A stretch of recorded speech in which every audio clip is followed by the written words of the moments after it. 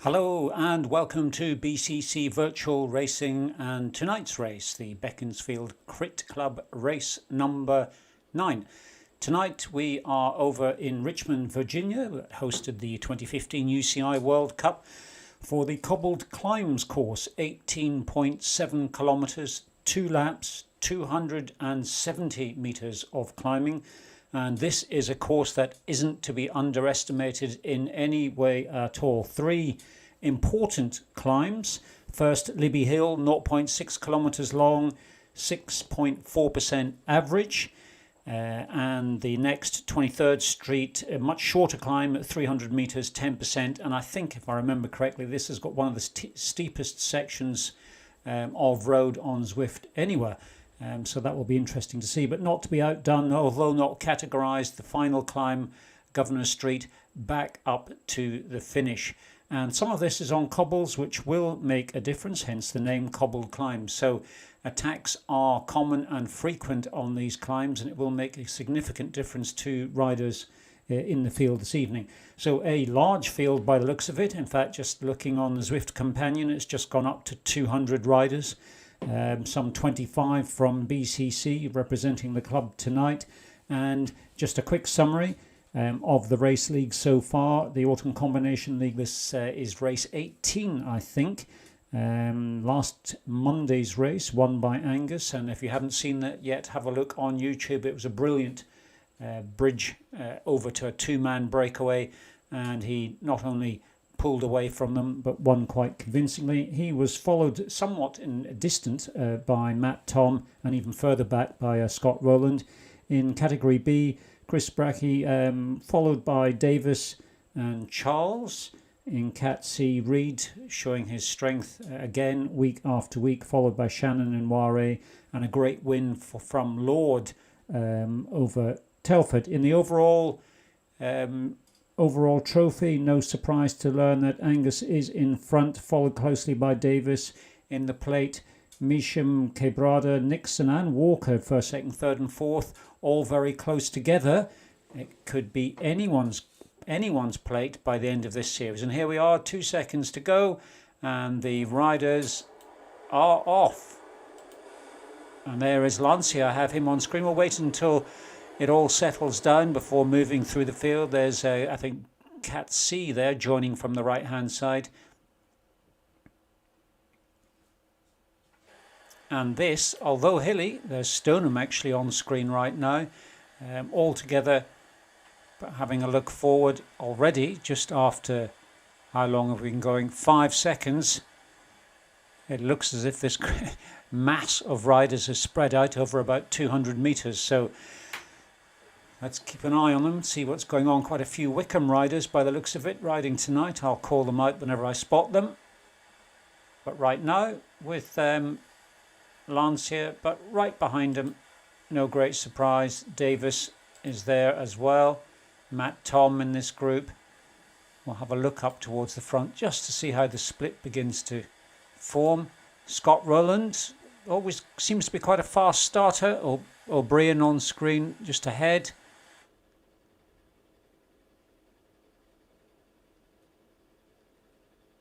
And for those of you that haven't yet seen it, the very popular handicap race is coming up, I think, on the 8th of December, is it? Something like that. But one of my favourites and a good one to watch and commentate on Zwift and YouTube, as there's somewhat less riders competing.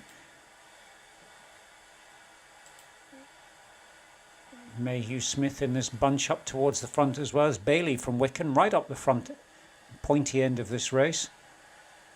In fact, he looks as if he's in first place. No, just rotating around. No great surprise. The riders will be moving around, getting ready for the first climb. This section, as they are approaching now, is downhill. There is an opportunity, if I remember correctly, to get into a super tuck briefly.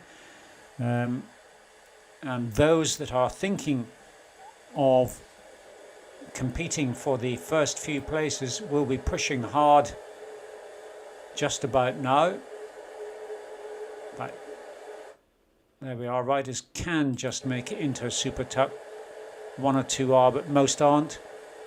There's Crook from Wickham just going past. On, try and click on him.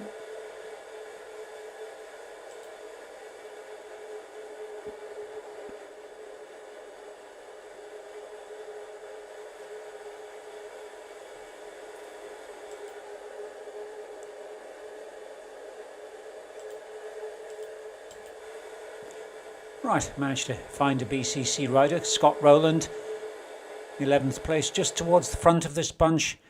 And here is a break already, well, a break, but a separation is probably a better way of putting it. This group of some 50 riders have left the rest of the field, just coming round the corner in the distance now.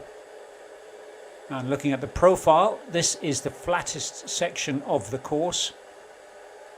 Tiny little bump in the middle, but broadly flat before that first climb, significant climb up Libby Hill, and then followed by 23rd Street, which was the one which Peter Sagan famously made a break on and attacked. It is one for the sprinters actually, although it's steep and short, and that's why he was able to succeed and go on to win the World Championship in that year.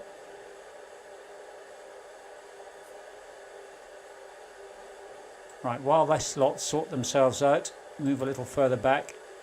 I just saw Shannon. There he is. There's Shannon on screen now.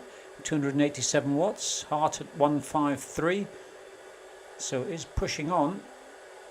Lancier's behind him. I would expect Lancier to have been further up. But I could be that they're actually all in the same group. It's possible actually this is one group. Shannon's not further back, he's in the same group, it's just the group is large.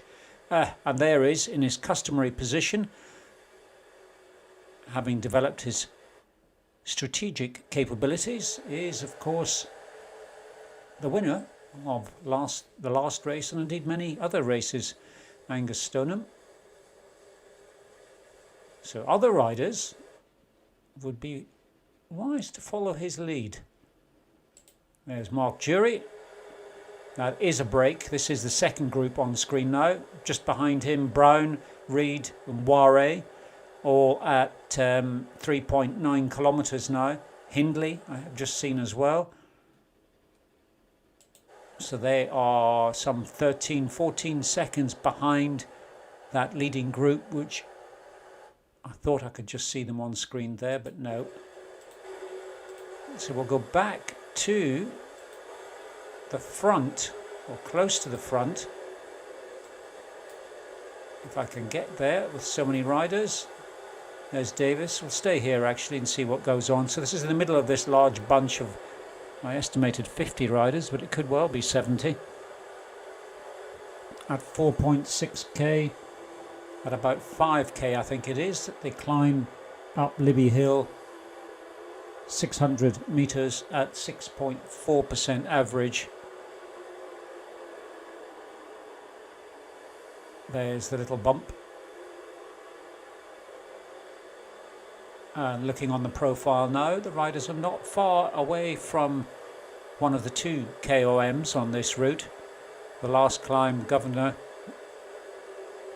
is not classed as a KOM. Although don't let that fool you, it's still a significant climb. You can see there's Crook off to the left from Wickham, Matt Tom up towards the front of this bunch, Lancier, Charles, Walker. Don't expect to see Walker. Let's have a look. Walker I wouldn't expect to stay with this group. It might do. Climbing might be his thing, I can't remember. Up at 7% already.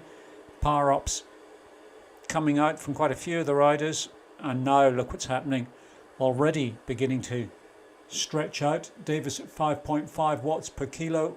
There's Bailey from Wickham, 6.2. This is the kind of effort required to stay up towards the front, but Lancier looks as if he's doing quite well.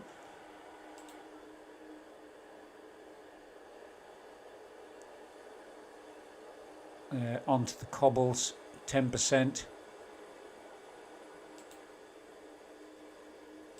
Lancia at 7 watts per kilo. Stoneham has moved up.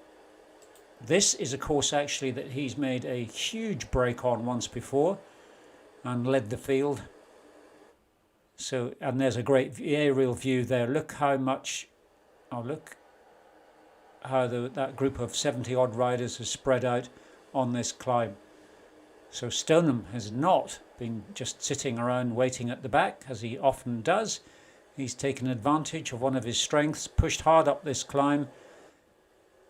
Lancia and Davis are still with him, and I suspect Charles is as well. Matt Tom actually looks as if he's, and that is a surprise. Matt Tom is 4 seconds behind Stoneham. Let's see if we can get a shot from him. In fact, there is Matt Tom looking forwards, and you can see the gap up to Lancia, Davis, Stoneham. I wouldn't let that overly worry you. I'm sure he'll make the effort to catch up right now. And this is the view from Charles at 324 watts. So he's pushing hard, and it's downhill. Another super tuck opportunity comes just there. Short, but it can help a lot there. The leading rider in that bunch was in the super tuck, and these two small groups coming back together.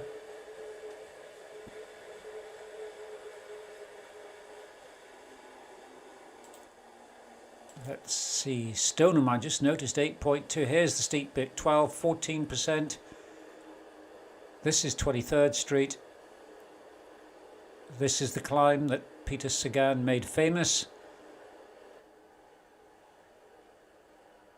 Lancia is up ahead of Stoneham. No, he's now behind him, along with Davis. I think it's just Zwift switching the screens around. But Stoneham looks to be in a strong position. 7.1 kilometres in of this 18.7 kilometre race. And again, another brief, all too brief, super tuck opportunity. And all of those leading riders, looks as if Stoneham's going to just roll into first place. He has done just that. I don't think he'll stay there for long. Not because he can't keep up, but just deliberately. And already, look what's happened.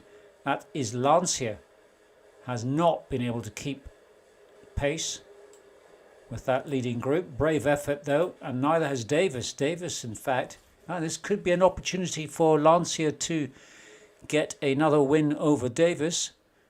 The gap is about 4 seconds at the moment. Davis looks a little isolated, but behind him, Charles and Tom. So Tom, normally up the front in Cat A with Stoneham, but those two climbs have, I think, finished him off by the looks of it. But Charles doing exceptionally well, followed by Bailey from Wickham. And Scott Rowland, as is his customary way of recent races, starts very well, doesn't quite hold on to the pace, and ends up drifting back towards the faster B riders, although at the moment most of those faster B riders are ahead of him. Let's see who else we can see now that the field is not thinning but stretching out. K Brada at 8.3k. He let's have a look. Is second in the Plate Cup trophy at the moment. Behind him, Barry Pedley, a further 15 seconds back. And Mayhew Smith and Alex Walker, another 11 seconds behind them. And then behind Walker and Mayhew Smith, Nixon and Shannon at 8.2 kilometres. And Chris Reed, interesting to see. He's 9 seconds further back. I'd expect him to be ahead of Shannon, whom he did beat on Monday night's race. But this is hilly, and maybe the hills just don't suit him. It's entirely possible. And not far behind him is Hindley and Brown. Brown in Cat B, so surprised to see him this far back in the Cat Cs, along with Ware, Jury, another Cat B rider who's drifted backwards. Better than his usual approach of going too fast too soon. Now he's going too slowly, too late. Doesn't quite work, but you know what I mean. And further back we have Measham, currently leading the plate trophy, along with Sampson, holding in there quite nicely. And can't go back up to the front until we've had a look at other riders. Peter Jones, and I did see that the other, and there's Littlewood actually. What's Littlewood doing? Just sitting there, waiting for the riders to come round again, going to jump on in the next lap, having a rest, mechanical, puncture, who knows? Not very exciting to watch, so we'll leave him there. Ah, there's Dave Morton. That looks as if he's just popped up to the top of 23rd Street. He has. Nice to see him there. Is that Littlewood on the move again, I suddenly saw? Just have a check. No, he maybe disappeared altogether. Anyway, Dave Morton, as I was saying, at 7.1 kilometres. And there is Carmel Lord. Great win from her in category D on Monday night. Matt Slipper. He's probably suffering up this climb. This is tough if you're not used to it. This makes the leg snapper in Innsbruck kind of look like child's play.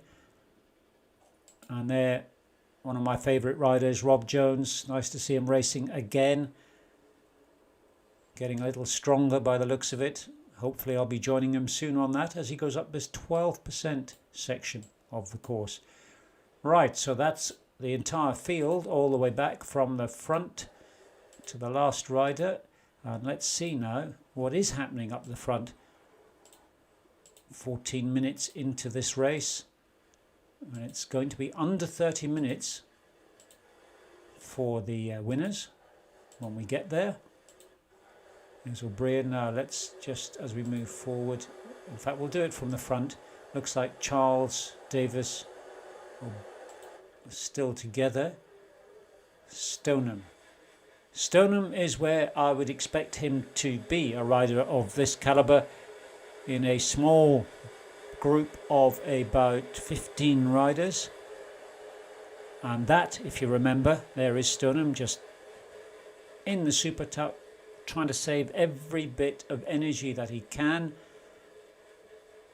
As I was saying, so this was a large group of about 70 riders, and slowly but surely various splits have occurred, and we end up in this position with now Matt Tom a further 28 seconds further back. He's going to be having a hard job there, just with one other rider to keep him company. No one really behind, no one really in front. Difficult position to be in, but he knows what he's doing. So let's see what sort of decision he makes. And behind him, looking quite good actually, O'Brien. I've missed him. There he is. O'Brien and Charles. Roland has now come back and joined them, and Davis. So O'Brien, Charles, Davis, Roland at 11.7 kilometres, just over 15 minutes into this race.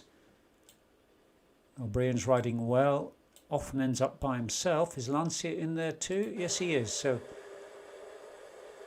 there's a regrouping of riders.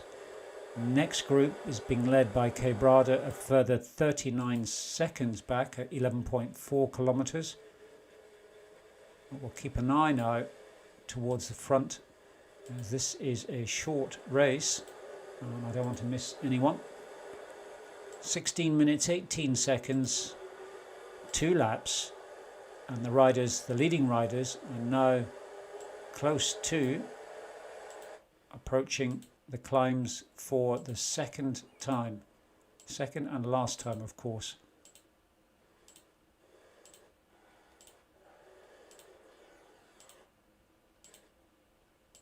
Just try to get up towards the front of this field. Alex Walker while I'm there, along with Mayhew Smith, Shannon and Pedley 26 seconds further ahead. Kay Brada 6 seconds further ahead of him. There is just coming up to the front now. This is Group 2. Here we are at the front. 13.5 kilometres. Again, same 15, 16 riders. Stoneham in there. Oh, looks as if he might be going for a bit of a break. He's up out of the saddle at 9.3 watts per kilo. No one is responding to that. That is a brave move at this stage, but he must be feeling confident. Riders are beginning to respond behind him. They've looked at him pulling away, and now they've got to decide: is this just a foolish move on Stoneham's part, or is he really going to push all the way to the finish from here? My view, and looking at the competition, I checked the rankings of those leading A riders. It's certainly possible. It's certainly possible that Stoneham can do it from here. It's a long way to go, though. At this kind of output, 5.7 watts per kilo, Stoneham can average around 5 for the duration, so 20-minute duration, I should say. And he certainly, that would be pushing him to his limit, I think.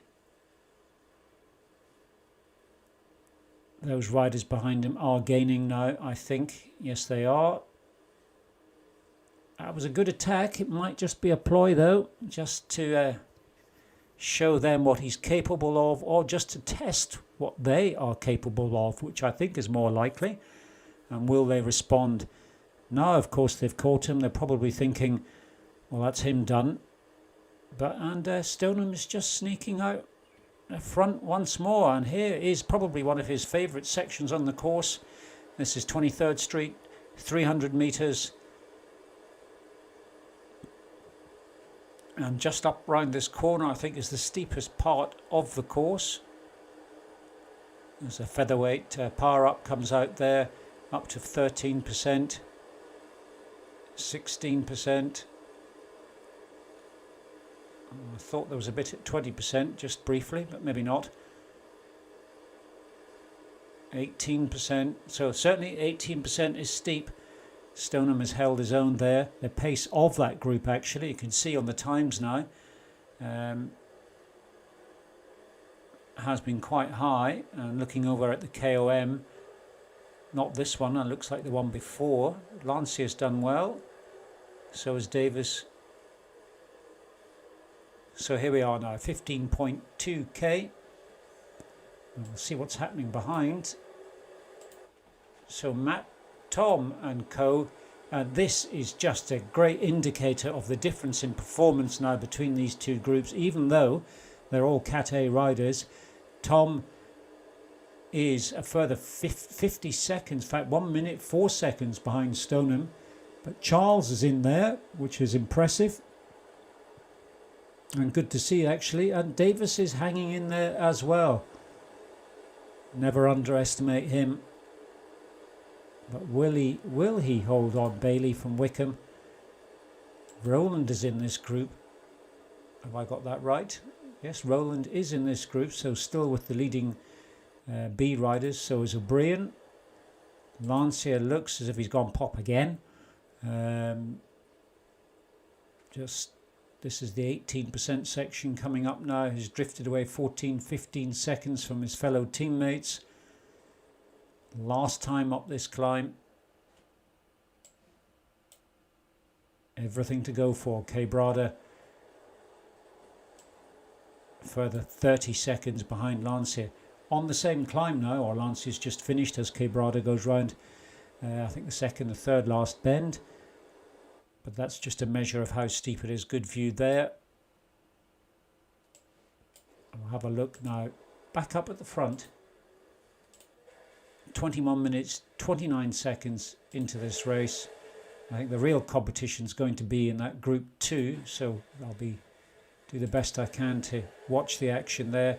16.8k, 2 kilometres to go. Stoneham's in contention.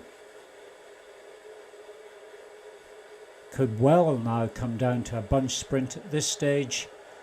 I suspect Stoneham will do all that he can to save as much energy as he can, sitting within his race capabilities is probably the best way of putting it.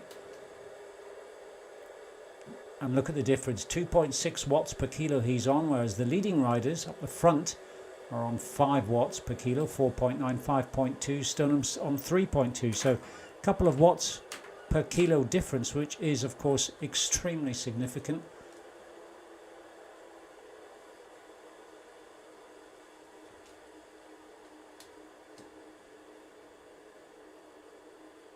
And just over 1 kilometre to go. I will now stay with this group. There are some attempts to attack off the front by the looks of it on this last climb up towards the finish.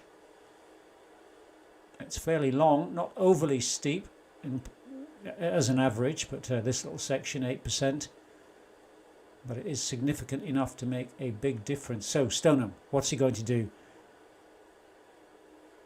1 kilometre to go by my reckoning.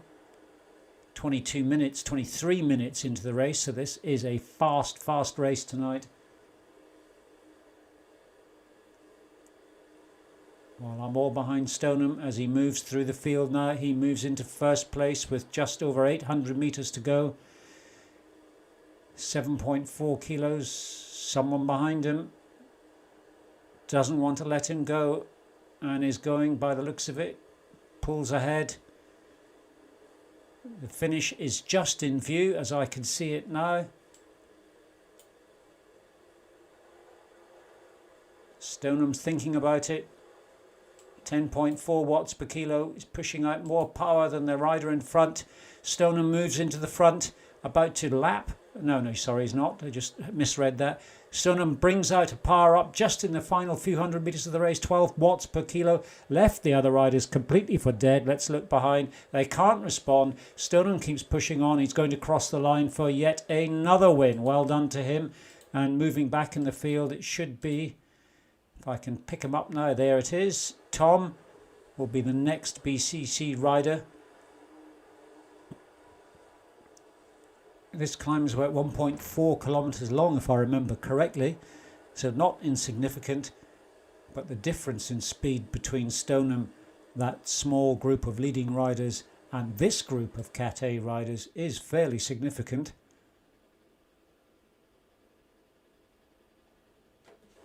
So that looks like Matt, Tom now, and Bailey from Wickham is with him.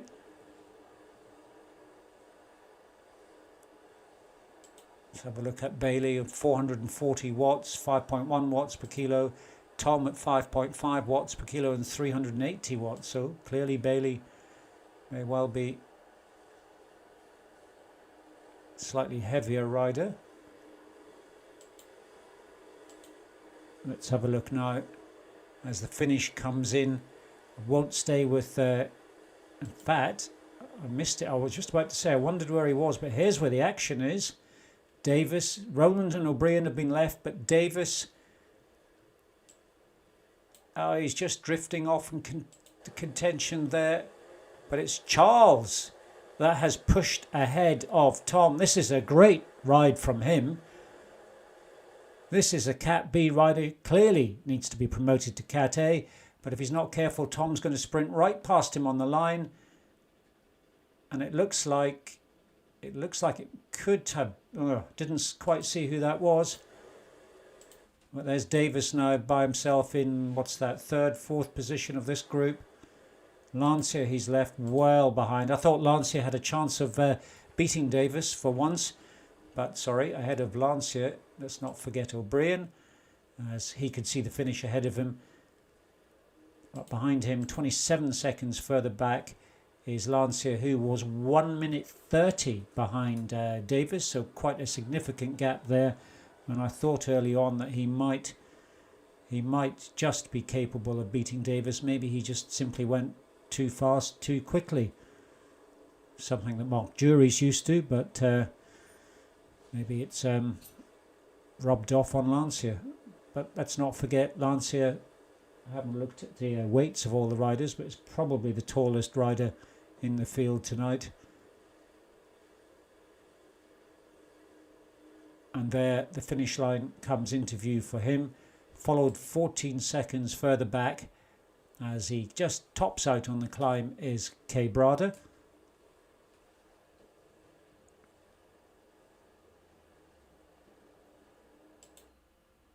And we'll just see if Wilbrian's crossed the line. He has. And there is Lancia now. Is he going to make a little bit of a sprint towards the finish? Probably no need really. He's about to cross the line. We'll leave him there. Quebrada has Lancia probably in view just beyond, just crossing the finishing line. He won't know it's him unless he's looking on the leaderboard. As he now approaches the finish line, still under 30 minutes, 18.4 kilometres. And behind him looks as if Reed, who had drifted slightly back through the field, has back in his customary position in Cat C, but not to be outdone. Pedley is right there behind him and is pushing out more power and in fact moves ahead of Reed. Reed's not responding to that. Pedley's increasing the gap. Let's have a look at it from Reed's perspective. He now suddenly realises perhaps that Pedley's ahead of him, but too late. And there is Smith. In fact, I've just missed ahead of him. Walker just crossing the line. Smith coming up to the finish now, followed by Shannon as he rounds the corner on the last of this climb. And behind him, actually, 10 seconds further back is Nixon. Looks like a good ride from him. And I might actually work out, do live interviews for crossing the finish line, maybe for the next broadcast. That could be fun. There is Shannon.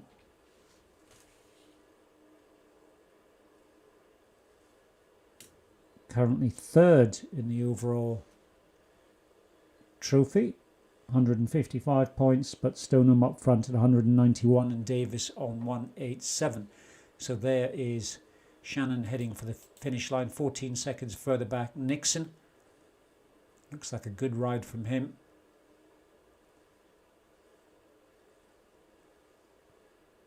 Finish line just in sight for him. Behind him, Richard Hindley. 3 seconds now further back. In fact, that is Nixon. He can see just in front of him now. Is he going to try and catch him? That is possible. Does or is Nixon aware of Hindley coming up behind at nearly 5 watts per kilo? I think he's just noticed. He's starting to put the power down. Hindley's responding. Is he going to do it? Not unless he gets up out of the saddle. He isn't. Might be close, but I don't think so. No, it is Nixon, followed by Hindley. And then Brown will be next across the line, just over 30 minutes. And followed by Jury, a further 5 seconds back. And then behind him, Ware on the screen now.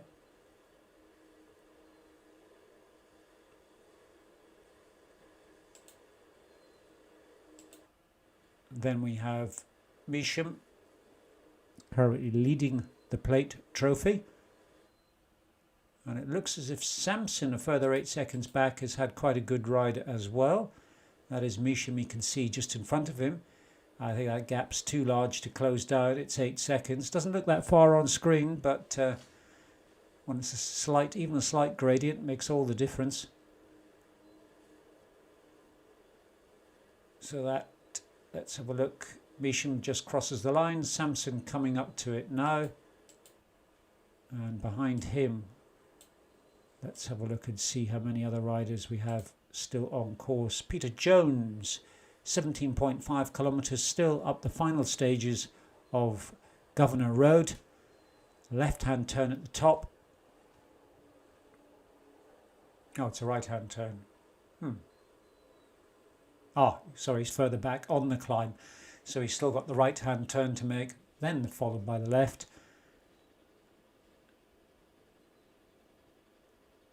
And behind him, into category D, and then Morton had been riding in Cat C, and he's at 16k. So just think, leading riders finished some 7 minutes ago at 18.9 kilometres, so the difference between them is significant, but this is about where I'd be, so I'm not being critical, but just to demonstrate the difference in performance. And here we have Morton tackling 23rd Street up this cobbled climb, and he's getting a thumbs up, well deserved, and deserved for anyone going up this climb.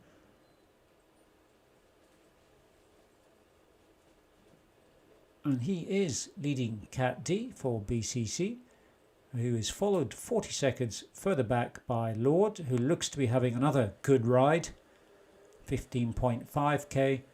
And we'll finish off with the last two riders on course, which behind Lord, Matt Slipper tackling 23rd Street,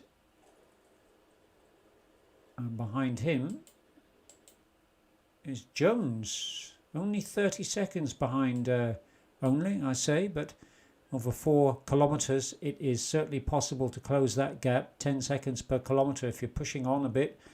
He is pushing out similar power output to Slipper, so let's just see where they are on course. So Slipper tackling the worst of 23rd Street, Jones just beginning the climb, and I think we'll leave the coverage there for tonight.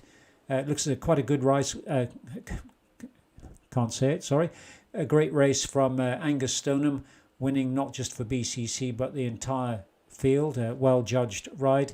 Next ride is on Monday evening. Thanks for watching. See you all there.